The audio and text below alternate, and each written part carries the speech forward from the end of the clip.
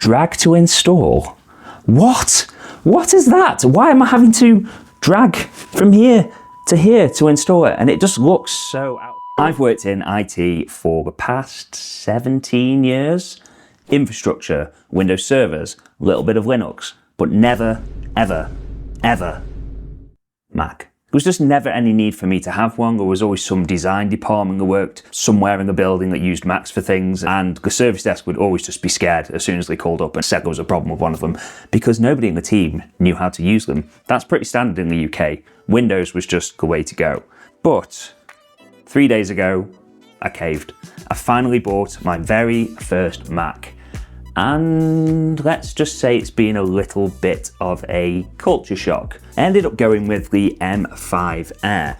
Now, I did consider the Pro, but I needed something that was just really portable, but powerful enough for what I need to do on it. So before I tell you my loves, hates, gripes, culture shocks, whatever you want to call them, let's talk about why I got a Mac. Why now? So Apple Silicon is killing it at the moment, I think. Their processors are just so efficient. They're so powerful for the size of them. So it means I can do things like DaVinci Resolve for editing videos like this. I can do my editing for my apps on my website and all that kind of stuff on the go. And it's just so convenient. If I had a Windows laptop, it would be some big beast and it would have a fan and it would have hardly any battery life. But this thing is just perfect. It's perfect what I need. I just need to learn how to use it properly. So first impressions, straight out of the box, things I loved about this thing, which I just noticed straight away were, as I said, the battery life. It just goes and goes and goes. It doesn't really seem to get hot. I've not thrown too much at it, but editing in DaVinci Resolve and things like that, it's a fanless design.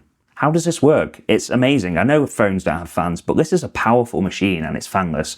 It means I can have it on a cushion, I can have it on the bed, I can just have it wherever I want and not worry about covering up any vents because there are no vents, which is just awesome. I like doing work in bed. I'm quite a lazy guy. And then because of that amazing efficiency in battery, it means I never have to shut the thing down.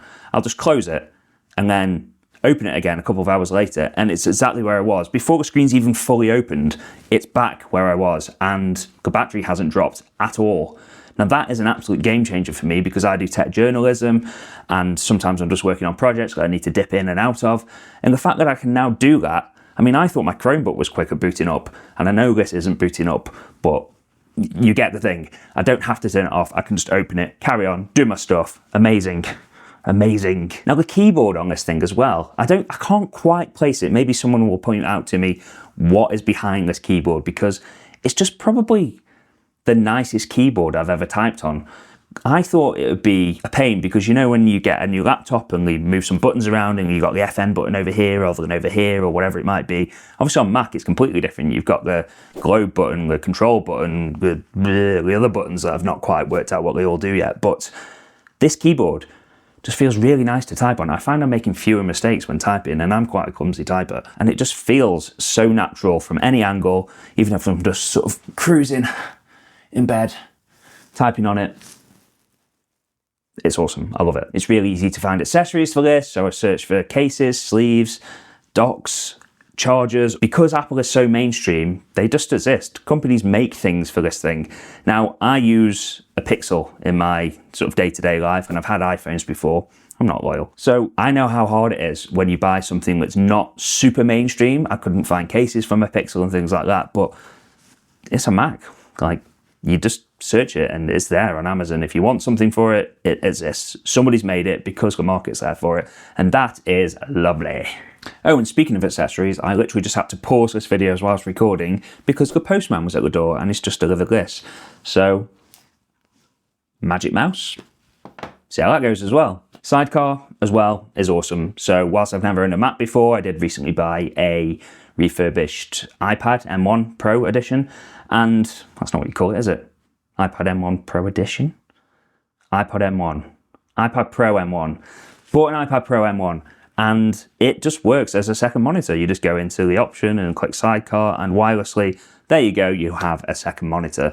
And that's really useful because now I can have the MacBook and the iPad in one laptop case and have two screens on the go. And it's probably still lighter than a Windows laptop of equivalent spec.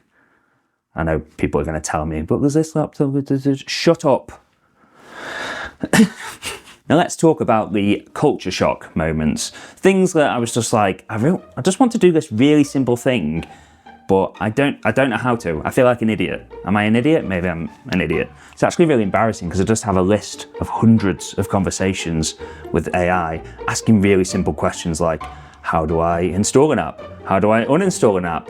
How do I maximize something without it filling the whole screen and keep the bar thing at the bottom because I don't know what I'm doing? How do I crop an image to 16:9 without having to install loads of software? And we'll get to that later because that is annoying. So back onto installing apps. So there's the App Store, you can download packages online, you can install them that way.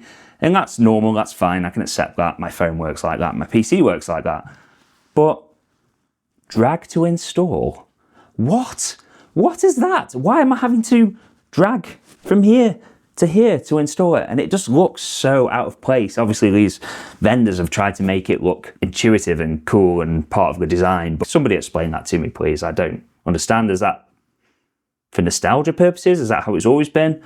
I don't know. I mean, it works, but why? And then when I was installing apps from the store, it was asking for a password every time, even if it was a free app. It's like, what are you asking for? It's like the equivalent of UAC, I guess, on Windows, user account control, where it elevates and asks permission. Anyway, I found the option to turn that off. I can install free apps now without it prompting me for permission, so noob moment. And then once you've installed the app, say a photo editor or viewer, and you want to make that the default for everything, you can't do that. You have to find a PNG, a JPEG, a GIF, a GIF?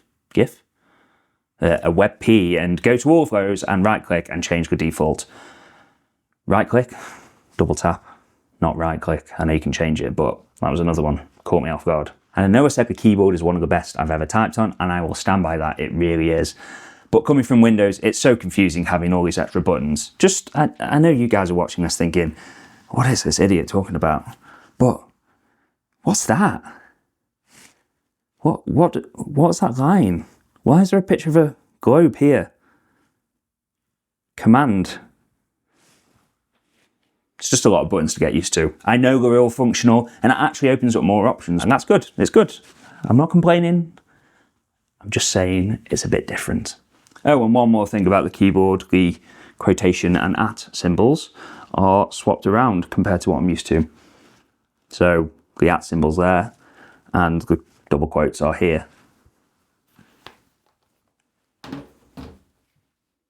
Fine. It's okay. It's just every other UK keyboard has them swapped around, so just gonna have to get used to it, right? It's fine.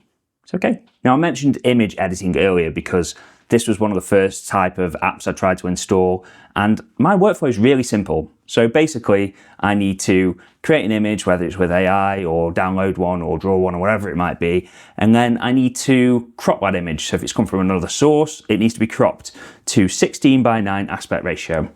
Really standard stuff. Now on Windows, the built-in photo editors are actually pretty good. It's got some AI features. You can remove background, you can magic erase objects in the picture, you can do an auto adjust on the colors and things like that, and you can just crop to a size, save, done. I can't find any way to do that with the native apps. I've tried the photo app as well. People said use the photo app. That kind of works, but when you're in the photo app, you can't browse folders. It's all collections and things, so I can't say go to my downloads folder and open a photo from there and do something with it. But if I open it with the Photos app, then it kind of imports it, and then you've got two separate images. You've got the one in my downloads folder that I wanted to do the edits to, the one in the Photos app. So when I save that, it doesn't update that, and I'm just really confused. But what I ended up installing after going through 3 or 4 apps was something called Photoscape X. It's free and it works. So I've set that as the default for all my images after going through each image type manually and setting it, but I can crop to the size I want to. I can do a little bit of editing and removing things, and I can even export straight to WebP format, which is exactly what I need because that's what I do on my website for my articles and things like that. So actually, problem solved, but rabbit hole. It was a rabbit hole.